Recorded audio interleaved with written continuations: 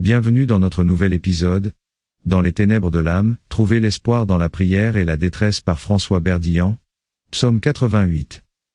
Avant de commencer, n'oubliez pas de vous abonner pour ne manquer aucun épisode de notre exploration des richesses de la foi. Dans les moments les plus sombres de la vie, lorsque l'âme est assaillie par la douleur et que la désespérance menace de submerger, il est naturel de chercher un refuge, une lueur d'espoir dans les ténèbres. C'est dans ces moments de détresse que la prière se révèle souvent comme une bouée de sauvetage, une voie vers la lumière au milieu des ombres écrasantes. Les paroles poignantes de David résonnent à travers les âges, exprimant une souffrance profonde et une supplication désespérée vers une force supérieure. Seigneur, Dieu de mon salut, le jour où j'ai crié la nuit devant toi. Que ma prière vienne devant toi, prête l'oreille à mes pleurs. Car mon âme est pleine de maux, et ma vie s'est enfoncée dans l'enfer.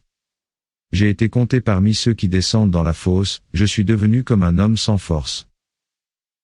Ces mots, imprégnés de douleur et de désespoir, capturent l'essence même de la lutte humaine contre la souffrance et l'obscurité. L'image de l'âme remplie de maux et de la vie enfoncée dans l'enfer résonne profondément avec ceux qui ont connu la douleur et le désespoir dans leur propre parcours. C'est une description poignante de la souffrance existentielle, de la lutte contre les démons intérieurs et les tourments de l'âme. Pourtant, même au cœur de cette obscurité étouffante, il y a une lueur d'espoir, une foi inébranlable en la possibilité d'une délivrance divine. La prière devient un cri de l'âme, une supplique pour que Dieu entende et réponde à la détresse humaine. C'est un acte de foi, une affirmation de la croyance en une force plus grande, même lorsque toutes les forces semblent s'effondrer.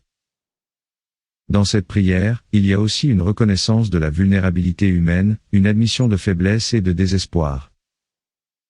C'est un rappel poignant de l'importance de reconnaître et d'accepter sa propre souffrance, de laisser tomber les masques de la force et de la résilience pour embrasser pleinement sa propre humanité.